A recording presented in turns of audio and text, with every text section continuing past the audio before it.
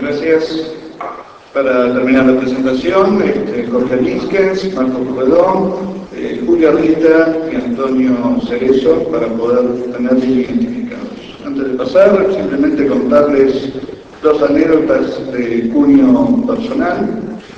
En el grupo mediático donde yo trabajo se hace mucho hincapié en la seguridad personal, por lo tanto todo el personal es controlado al ingreso, chequeado sus bolsos, pero en ningún momento chequean si llevo algún elemento con el cual puedo sustraer la información que está en los sistemas del grupo, que es mucho más valioso que algún elemento físico.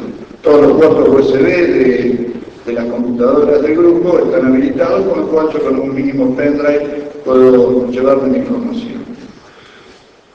Esto lleva un poco a ilustrar lo que ocurre con parte del empresariado y de las organizaciones en Argentina, que le da más importancia a todo lo que es la seguridad física, al control físico, al cacheo del personal, pero no tanto a lo que ocurre con las herramientas de las tecnologías de la información y la comunicación. La otra anécdota, ya para pasar directamente a la discusión de algunos temas del panel y además esperamos las preguntas del público participante. Este año me invitaron a participar en el programa radial más escuchado de la Argentina para hablar sobre seguridad de la información. Y de repente el conductor del programa, Oscar González Oro, me interpela al aire diciendo que él no realizaba compras por internet por miedo a que le robaran los datos de la tarjeta de crédito o de la herramienta de compra que estaba utilizando. Yo tuve que remar contra todos esos prejuicios, tuve que improvisar y capacitar al aire a este personaje que le había dado un puntapié contra el comercio electrónico y otras actividades en internet, y explicando por radio cómo tenía que realizar una transacción segura a través de la red y demostrándole que muchas veces este tipo de transacción es más segura que entregarle al mozo del restaurante donde vamos nuestra tarjeta de crédito o de débito. También esto demuestra la falta de conciencia que hay entre la gente, y así lo dan diversas encuestas organizadas por empresas y organizaciones relacionadas con la seguridad de la información. La pregunta para el panel, la primera. ¿Cuáles son los incidentes más comunes que ustedes observan en las organizaciones en cuanto a incidentes de inseguridad en tecnologías de la información y de la comunicación? ¿En que se anime? Agarre primero el micrófono. Julio Rita. Bueno, ante todo, muchas gracias a la ONDI por la invitación al panel. Creo que es muy bueno promover el tema de la seguridad, que tiene hace años y cada vez es un ejemplo de cada vez está llegando más y a más gente. Respondiendo a tu pregunta, nosotros hace varios años nos ha tocado investigar incidentes de seguridad en las organizaciones del ambiente privado. Lo más común que sucede el principal es robo de información.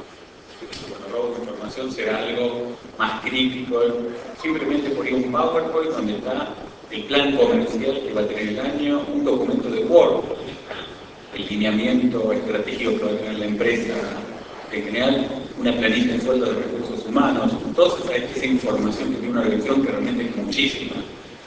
El robo de esa información en la comercialización es uno de los delitos que más se está viendo ahora. Hemos visto casos aquí de oferta y demanda de información confidencial en empresas en foros de internet.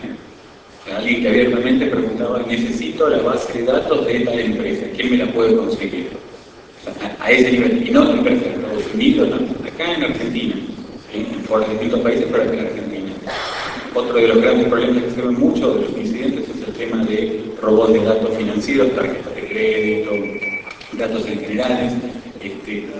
Se empiezan a ver muchos casos de robo de identidad. El tema del fenómeno en las redes sociales que estuvieron comentando hace rato, obtener información de una persona es muy fácil. Uno puede hacer un Google de una persona, poner el nombre y apellido y empieza a poner datos, dónde hizo, qué vive, dónde está, qué estudios puso, cuáles son los amigos, qué está haciendo, las fotos de los amigos, la novia, y tiene toda la información para poder lanzar un ataque, digamos, de ingeniería social sobre esa persona.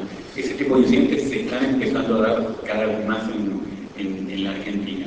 Hay ataques masivos en general. Todas las empresas argentinas hoy están sufriendo un promedio de, si uno está conectado a Internet a nivel de empresa, unos 50, 100, 200 ataques por día de diferentes partes del mundo. Son ataques automatizados. Implica que alguien de alguna parte del mundo está lanzando una herramienta para ver si encuentra alguna vulnerabilidad en nuestro sistema. Eso es real, pasa todo el tiempo. Desde Asia, desde Estados Unidos, desde Centroamérica, desde Asia, Europa del Este, permanentemente son ese tipo de ataques automatizados. Es un porcentaje muy bajo que son ataques más directos, o sea, gente que trata de violar alguna base de datos, obtener alguna información en forma remota. De Internet obviamente es el medio más común que se utiliza como vehículo para este tipo de incidentes. Antonio.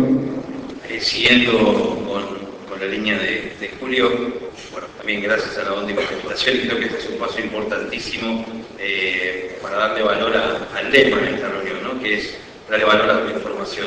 Yo iría a algo más simple, porque estuvieron hablando de ataques, indudablemente educación fue la palabra de toda la mañana.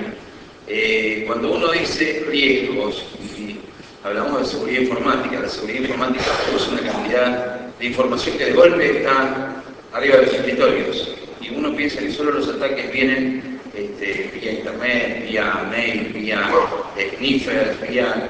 Imaginen toda la gama de ataques y de formas de ingeniería social que pueda haber.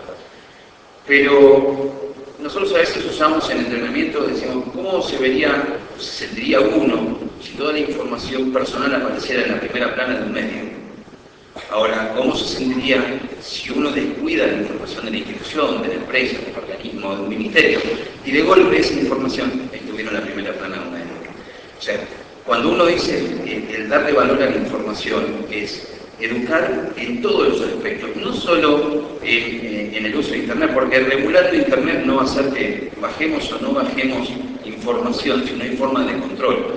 Hay varios especialistas que hablan que lo mejor es educar en la prevención y saber cuáles son las consecuencias, especialmente en el ámbito empresario, si yo no respeto políticas y procedimientos internos. Y muchos están focalizados específicamente esas políticas a la bajada de software ilegal, la lectura de información que puedo encontrar tirada en cualquier escritorio, que puede ser accidental, que quedó arriba en el escritorio, puede ser intencional. Alguien puede dejar intencionalmente un CD, un pendrive, un MP3 para que sea leído porque no lo encuentra. Y ahí tenemos una brecha de seguridad importantísima. Normalmente en la empresa se buscan las violaciones a Internet o a las políticas de Internet cuando uno habla de acceso a la pornografía, contenidos de discriminación racial o sexual o religioso. Eso es monitoreado externamente, y la gente está normalmente en el mundo empresario, el empleado sabe que determinados contenidos no se debe acceder, y si se accede va a haber un reporte que puede producir una sanción. Y hay varios especialistas que en este tema dicen y opinan que debe haber una sanción como un premio por el buen uso, pero bueno, los riesgos son innumerables, pero creo que hay que darle reforzar este proceso que empezó con esta semana de la seguridad informática. A mí me pareció, desde que vine a la primera reunión, una iniciativa excelente, porque uno habla de debilidades, y si la comunidad en general no está informada, si el niño no está informado en el uso de Internet, si el adolescente no sabe cómo usar Internet, sabe usar la herramienta, pero no sabe las consecuencias del mal uso. El ámbito corporativo también ve una cantidad de puertas abiertas, y hay un término que muchos acá lo deben conocer, que se está utilizando mucho, que hablan del weakest link.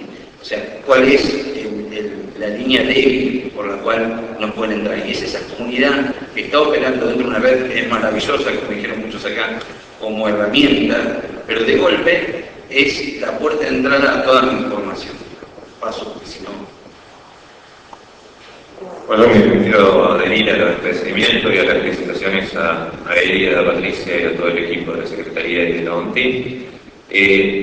Durante la mañana escuchamos muchos conceptos, y yo quiero, más que responder la pregunta, dejar dos conceptos bien en claro. Uno es que la economía virtual o el cuarto canal para hacer negocios, lo único que hace es hacer más eficiente la economía real, y que los consumidores online o los usuarios online son personas de carne y hueso, que tienen que cumplir las mismas leyes y las mismas regulaciones que la vida tradicional, e Internet siempre estuvo regulado por la vida tradicional, por ese hacer, vivir y trabajar y hacer negocios que hacemos por canales tradicionales, que hoy todas las leyes que aplican al comercio electrónico están regidas por lo que es la legislación actual. Es cierto que hay puntos grises, esos puntos grises tenemos que trabajarlos. Y por otro punto, cuando hablamos de seguridad, principalmente hablamos de confianza, ¿no? El problema que hoy tenemos es que Internet y estas nuevas tecnologías tienen que darnos un ámbito de confianza para que podamos trabajar. Y lo que estamos viendo generalmente es que ese ámbito de confianza no se da por el mal uso. Y el mal uso, y hay que aclarar algo que en el panel anterior se habló, de dejar de hablar del romanticismo de los hackers. A mí me acuerdo que ese romanticismo no es que un hacker sea alguien bondadoso o alguien que está lidiando contra molinos de viento, es un delincuente. Y está haciendo algo que ya sea con beneficio económico o sin beneficio económico, tiene que ser penal. ¿Está bien? Entonces dejemos bien claras esas cosas para que hablemos de blanco y de negro como corresponde y demos las herramientas necesarias a los quienes corresponden para que puedan hacer cumplir los derechos. Bueno, muchas gracias, como todos, por la oportunidad. En mi caso voy a ser un poco más explícito. ¿Qué tipo, y contestando la pregunta que vos me decías, qué tipo de ataque tenemos? La verdad que hay dos tipos de ataques, o tres tipos de ataques. Desde afuera, los ataques hechos por programas que permanentemente se entretienen tratando de complicar la vida, cosa que en nuestro caso son una orden de magnitud arriba de lo que dice, varios miles diarios. En la práctica todos esos ataques van hacia vulnerabilidades inexistentes que fueron cerradas, por lo tanto en la práctica no tienen efecto real de riesgo, pero de cualquier manera da bastante trabajo determinar cuál de ellos sí tiene riesgo. Con lo cual, de los 2000 por día, uno tiene algún riesgo un poco mayor y la banda hay que revisar los otros 2000 para encontrar ese. Así que esta es la relación que tienen algunos en algunos países con nosotros y que bueno, hay que vivir y dejar eso. El otro ataque no es un ataque real, es simplemente una mala práctica o una falta de conciencia de que cómo utilizamos la red. Si en la práctica las claves que usamos para conectarnos con algunos lugares donde hacemos transacciones críticas las pegamos arriba de las máquinas o las regalamos o se las damos a los contadores o a nuestros amigos o a todo el mundo, el riesgo de lo que pasa con esto es altísimo. Cuando a través del gobierno electrónico yo hago casi el 90 y pico % de las transacciones financieras, económicas, de tono fiscal y aduanero vía Internet, el riesgo es altísimo. En la práctica no es un ataque, es un mal uso de un mecanismo bueno, pero es un mal uso. Vale. En términos prácticos a mí me da tanto trabajo ese mal uso como un ataque. Y el último ataque es el de destrucción de casa, que es el que decíamos, la falta de conciencia dentro de la organización de la vulnerabilidad que esto produce. A veces nos llegamos a algunos extremos que no es fácil solucionar en un organismo grande. Bloqueemos todos los USB. Entonces la gente me dice, sí, no hay problema si vos me dejas pasar por medio un archivo de 20 megas. Ah, no, para nada. No hay problema. Un medio de 20 megas no te lo dejo pasar porque se torquilla en la red. Entonces déjame el USB. Una de las dos. Una u otra. Hace unos años no había archivos de 20 megas que no se transferían, pero ahora estas cosas no son tan raras. En la práctica, la vida diaria implica que uno tiene que tener un compromiso. Por un lado dice, no tendría que dejar que nadie ponga un pendrive drive en la máquina. Y inmediatamente el señor me dice, no hay ningún inconveniente, vos déjame pasar los datos por dentro de la red. No, para que no tengo red. Bueno, ponete de acuerdo, ¿qué quiere que haga? Mi trabajo lo tengo que hacer. Entonces, lo que digo es que esta responsabilidad tiene mucha relación con un equilibrio que uno en las organizaciones tiene que mantener. No puedo ponerme en posiciones ni libertinas ni asegurarme todo lo político. No tengo forma práctica de hacerlo. Entonces, la vida real de las organizaciones como la nuestra está en ese permanente equilibrio entre complicarle la vida a Dios y María Santísima internos y de afuera para que el sistema sea más seguro y no puedan hacer nada, y yo pueda decirle a todos los auditores de que le compliqué la vida en todo el mundo, cumplir con todas las normas, o encontrar un punto de equilibrio que no aumente exageradamente el riesgo, pero deje hacer lo que se supone que estoy tratando de hacer. Donde este equilibrio no es fácil. Antes de pasar a la segunda pregunta, invitamos al público que puedan escribir en los papeles, si no tienen pueden solicitar a los asistentes para poder plantear sus preguntas o también enviar por mensaje de texto al 6396-9866. Tanto Antonio como Jorge estaban mencionando la necesidad de tomar en cuenta y trabajar en el aspecto interno de las organizaciones. ¿Cómo se aumenta la conciencia de los miembros de una organización? Estamos hablando de trabajadores, empleados, profesionales, ejecutivos.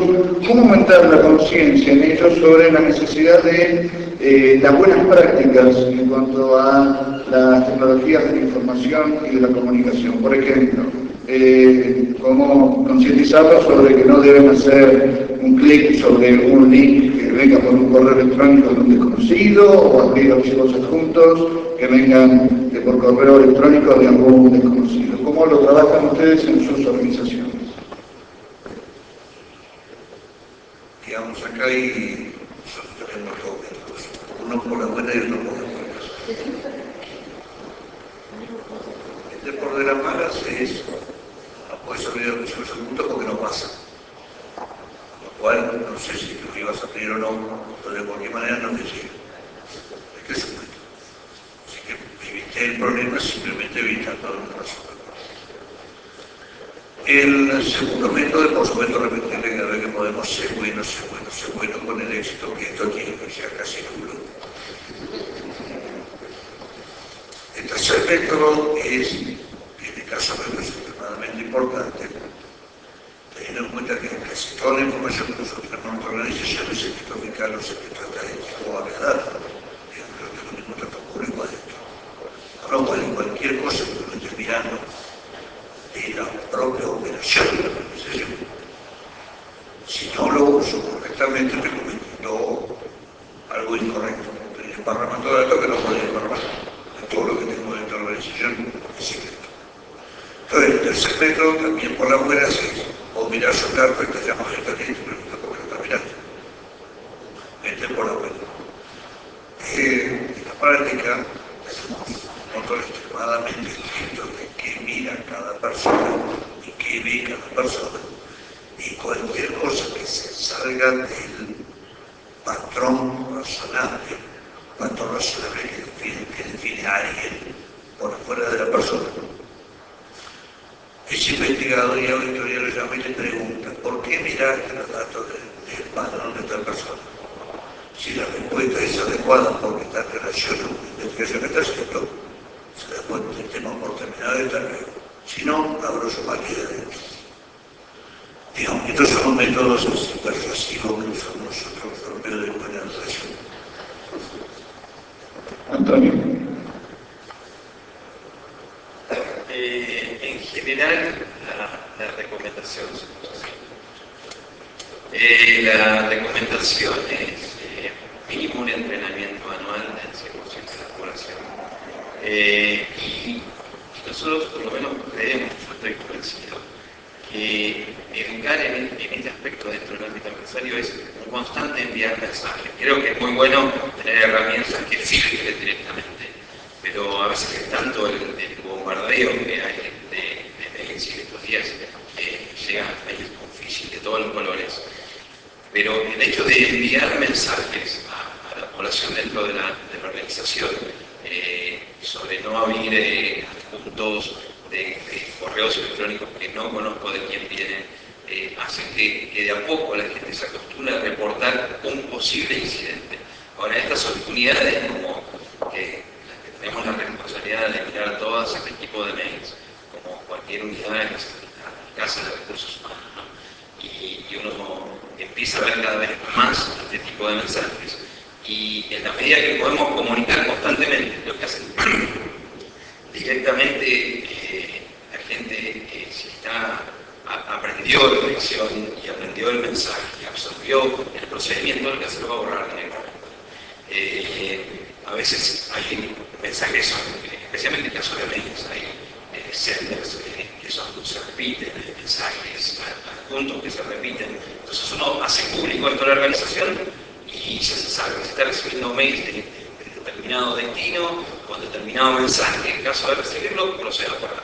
Pero creo que eso es educación constante, o sea, es enviar mensajes a lo largo del año, no cumplir con una norma, como dijo acá alguien hace rato, el tío Sarmas y la prima Oxty, sino que estas normas que uno genera internamente tienen que estar refrescando y a la larga quieran la población tiene acceso. Y hoy el 100% de una empresa tiene acceso a Internet y tiene acceso a correo. Quien no tiene correo hoy no trabaja en la organización. Así que para mí, por lo menos, ese es el mensaje. Julio y después Marcos. Sí, a eso quería agregar algo que es un fenómeno que nosotros estamos viendo. El tema de la concientización del tema de seguridad.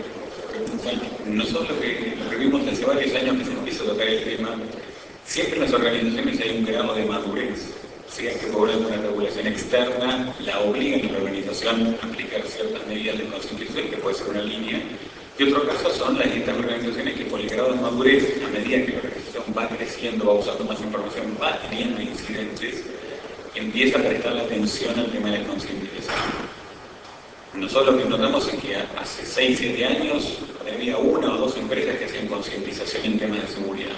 Nadie más, era algo extraño.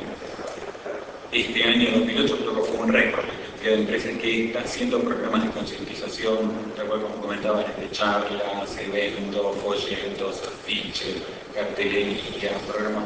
Hay una gran cantidad de temas relacionados con concientización para fomentar. Un fenómeno interesante que quería comentar es que por primera vez, el año pasado, 2007-2008, por primera vez empezamos a dar charlas de concientización a los dueños. Siempre uno llegaba en las charlas de concientización a la gente, al área de informática, a los altos ejecutivos y sus secretarias, entre comillas, es otro mundo, pero bueno, a los altos ejecutivos y las secretarias, y nos faltaba la cabeza, los accionistas en las empresas, los dueños de las empresas nacionales. Y un fenómeno que nos pasó es que el año pasado y este año ya nos empezaron a convocar para decir hay que darle una charla fundamental que es el número 1. Pero vamos a tener el número 1 que maneja una organización de 1.200 millones de dólares, dando una charla que es un virus a ese nivel. Y dijeron sí, vamos a acompañar nosotros. Y realmente fue increíble cómo esta persona trasladaba toda esa problemática de concientización que comentamos estaba en su empresa, en el mundo a su nivel personal. Decía, pero en el country las redes wireless que tengo, ¿cómo están? Y la PC y las notebooks que tienen los chicos que usamos para compartir la música, es decir, se empezó a generar una preocupación. O sea, el tema de la concientización ya no está llegando a los niveles, digamos, más bajos o técnicos de la organización, sino que vemos el fenómeno que está subiendo cada vez más arriba. Y cuando llega arriba, realmente hay mucho apoyo para tratar de concientizar a la gente y romper sobre esto. Yo creo que voy a seguir la onda de ir directo al grano de eso. Yo creo que primero valorizar. Si valorizamos la información como un activo, el empresario enseguida se va a dar cuenta por qué lo tiene que cuidar y por qué tiene que meter menos veces la mano en el bolsillo para obtener los mismos beneficios mayores. Y después el otro lado de la concientización es algo que está sucediendo, gracias a Dios, con todo lo que está haciendo el Estado con el uso de las tecnologías, que es, entre comillas, la coacción. O sea, nos obligan a usarlo. Cuando nos damos cuenta de cómo la estamos usando y los beneficios que nos traen, empezamos a dar cuenta que lo que estamos trasladando a través de ese canal es información muy valiosa, y empezamos a decir, ¿cómo traslado esa información? Desde mi servidor, desde yo donde me conecto, hasta donde pongo mi tela asegurada. ¿Es un canal seguro? Entonces empezamos a darnos cuenta de que tenemos que empezar a manejar la información como un activo, y a partir de ahí creo que la mayoría de los empresarios, y todos los que habitamos la web, vamos a empezar a concientizarnos más rápido. Pero esa vía, que es la coacción, ¿no? Que estabas mencionando, Marcos, y que también Jorge... Perdón, entre comillas, ¿no? Sí, entre comillas. Pero es una manera de obligar a la sociedad a empezar a integrar en su vida cotidiana estas herramientas de tecnologías de la información y de la comunicación, obligándole, por ejemplo, a presentar sus declaraciones impositivas a través de Internet o a realizar otro tipo de trámites a través de la web, o como hacen los bancos, que aquellas transacciones que no se hacen por el home banking tienen un costo bastante alto, si no lo va sumando. Pero en el contexto de una sociedad cuyos integrantes no tienen todavía una conciencia afirmada sobre la necesidad de prácticas de seguridad de la información, de nociones de prácticas de seguridad cuando se interrelacionan con estas tecnologías. ¿No se está jugando con un arma de doble filo al coaccionarlas, entre comillas, utilizar estas herramientas? Somos una sociedad, por lo menos desde mi punto de vista, que necesitamos un poco de, entre comillas, rigor para poder hacer cosas como corresponde. Si nosotros tuviéramos una educación, y creo que parte de lo que estamos hablando es educación desde el principio, nosotros que somos una creación bisagra entre una sociedad industrial y la sociedad de la información, tenemos falencias muy graves por nuestra formación misma. Yo creo, igual creo que las falencias ya vienen, porque nos estamos educando a las futuras generaciones con todo lo que necesitan para estar en este mundo virtual, en este mundo real. Pero si lo educáramos desde el principio a la generación que ya no está en revisar, sino que está totalmente debida en lo que son estas nuevas tecnologías, te puedo asegurar que la convivencia sería mucho más simple. Y eso lo demuestran países más desarrollados, donde los problemas siguen existiendo, porque la herramienta y el recurso no son responsables de cómo los usan las personas. Pero sí importante es el uso, el adecuado uso, y para eso hay que capacitarse y educar como corresponde a la sociedad completa.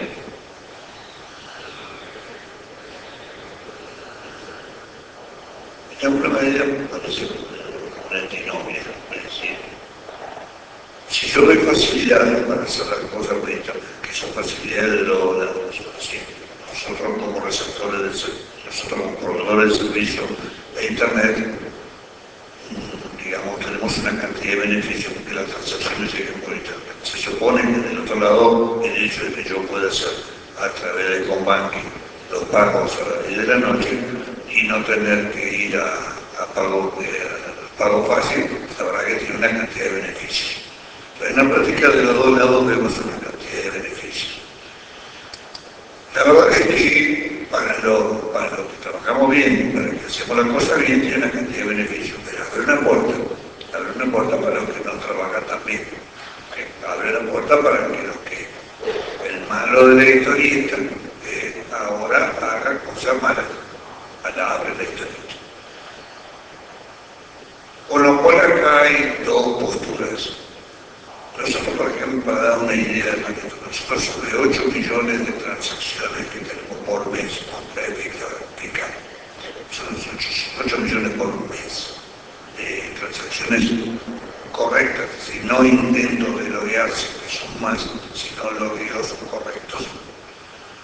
En el mes 2 o 3 personas dicen que ellos no fueron lo que hicieron las transacciones, sobre 8 millones. Después termina sosteniendo en esos 2 o 3 casos, en el 100% de los casos, que la contraseña la dejaron pegada en algún lado, se la dieron a alguien. Por esos 2 o 3 casos, sobre 8 millones que tuvieron algún problema, no parece razonable que yo a los 7.999.900, 8, no le permitan hacer las cosas de la noche como las hacen. Entonces, esto de vuelta es un punto de equilibrio, que abría una brecha para hacer una cosa mala, es cierto. Y es un cómo se hacía. Cuando alguien presentaba una declaración jurada con un garabato en una agencia y la mandaba por motoquero, simplemente no se enteraba y no hacíamos una reunión como esta para ver cuántos tipos presentaban la declaración jurada trucha.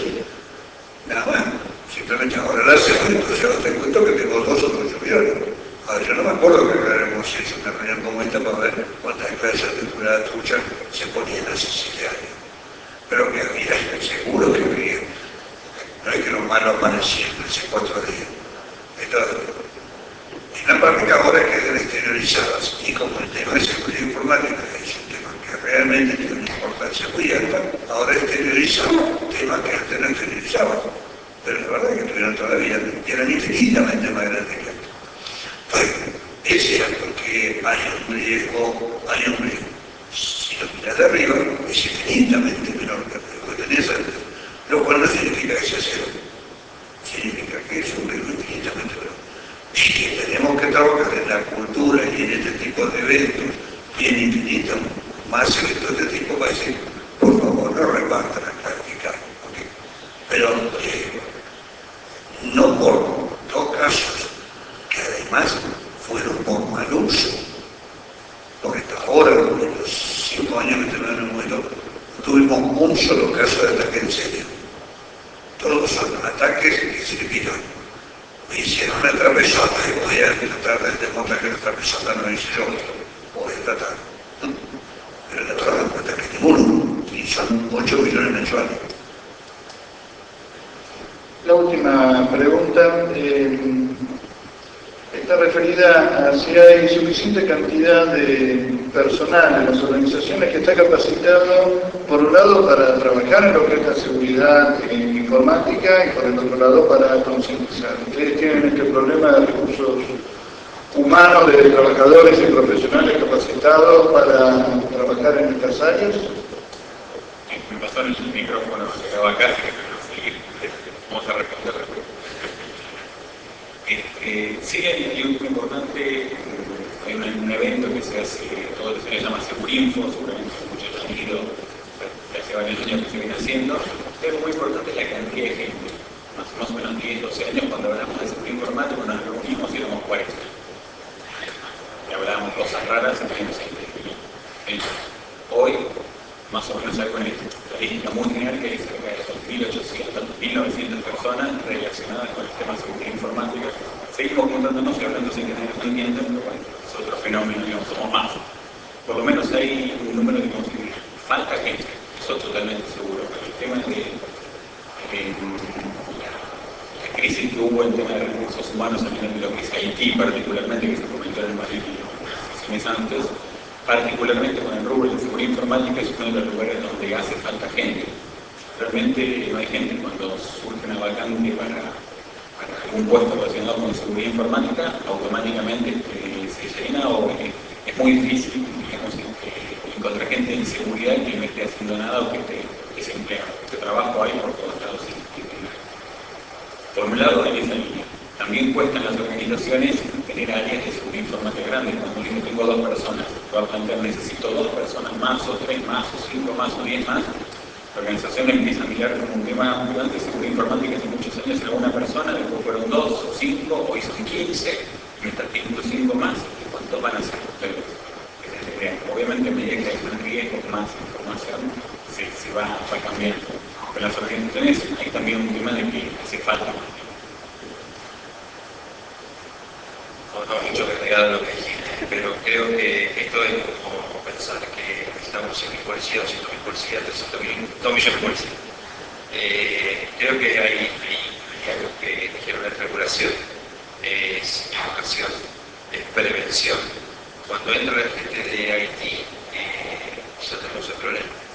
Y creo que los esfuerzos, como todos sabemos, nosotros siempre en casos, los esfuerzos deben ser concentrados más en la prevención y en el análisis de esos casos que vos nombrabas recién, versus los 7 millones, los 100 grados. Pero si el recurso es pero también es escasa la cantidad de información. Vuelvo a repetir, no sé redundante, pero eventos como estos y poder transmitir qué hay que hacer, qué no se debe hacer, cuáles son las consecuencias, ayudan a no tener necesidad 20-25, que me queda disculpa a la gente de Haití, pero creo que yo no tendría un departamento de 25 expertos en Haití. Algo está fallando en la organización. La respuesta trata para todo lo que es tecnología de información, no solamente para seguridad, pero eso principalmente porque no es que no haya recursos humanos. Los recursos humanos están, y Argentina es a nivel regional líder en lo que es no solamente el manejo de recursos humanos en tecnología, sino en la exportación de esos recursos humanos, en esa materia gris. El problema es que tenemos que formar mejor para las necesidades que tienen, en otros paneles estuvieron hablando, de competencias que estamos necesitando las empresas. Y ahí hay un rol que tenemos que trabajar todos los que formamos parte de la sociedad, principalmente los actores que van desde el gobierno, la academia y las empresas, para poder empezar a formar lo que realmente necesitamos con esas necesidades de competencias adecuadas. Los recursos están. Muy bien, queda tiempo para una pregunta más. Más que nada es la única pregunta que sacó el público y que por respeto también me gustaría aplicarla. Esto está dirigido a todos los integrantes del panel. Plantea una línea de debate común en el ámbito del software. Frente a los problemas presupuestarios, ¿el software libre constituye una solución válida para el Estado? ¿Hay mejoras en la seguridad con el software libre? La pregunta quizás es más para Jorge. Voy a responder desde el punto mío. Desde el punto de vista privado y como docente. No nos olvidemos que el software libre no es gratis. Todo tiene un costo. Entonces hay que comparar cuál es el costo final.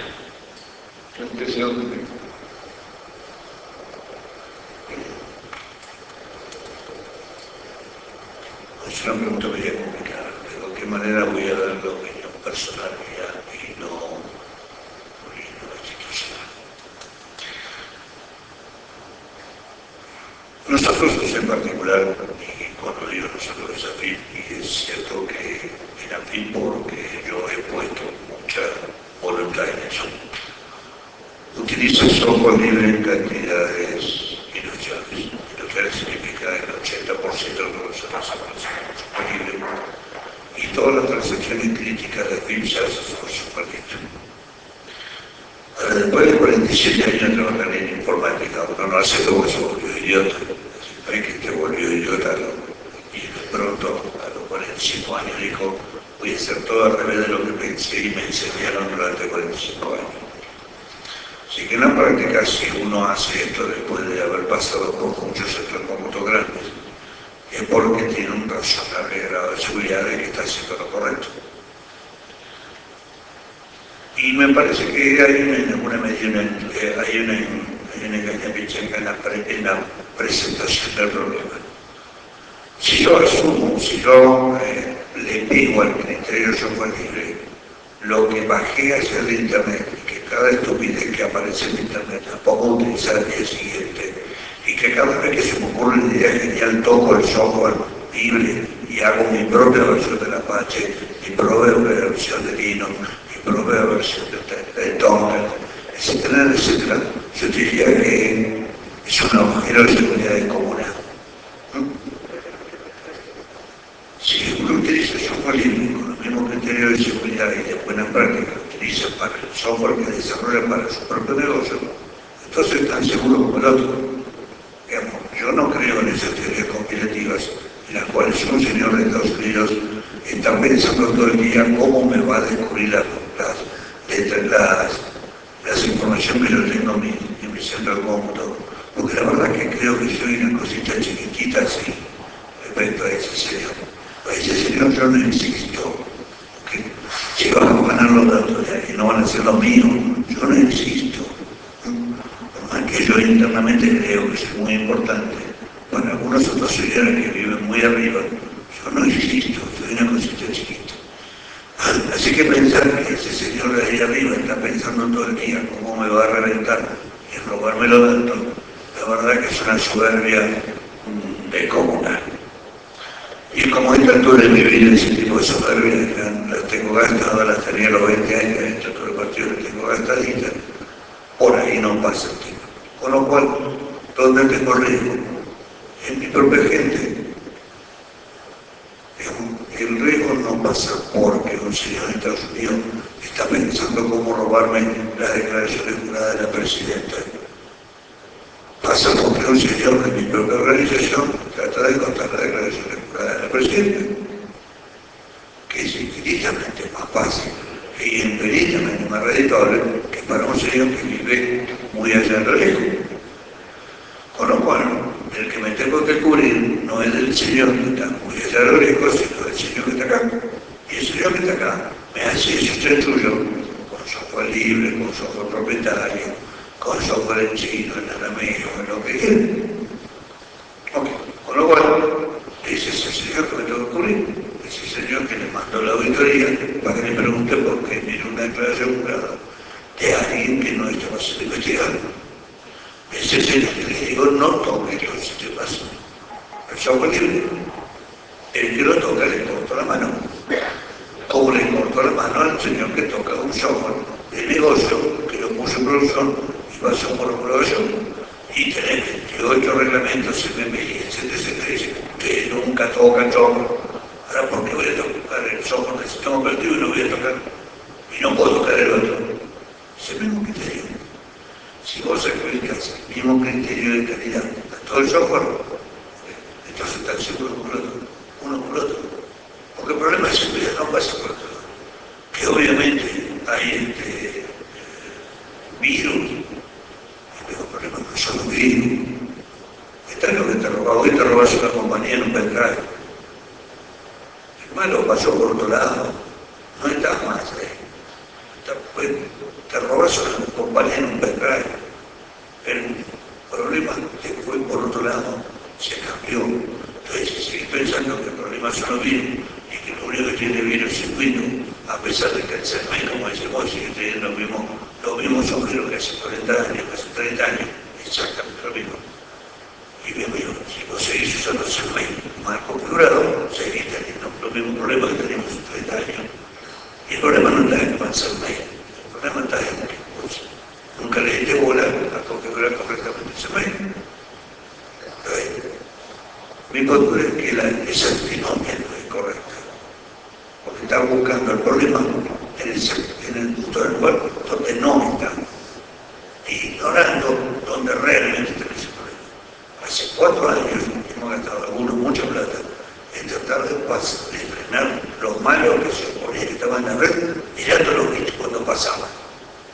¿Ok? Porque se suponía que el malo estaba mirando la red, se suponía que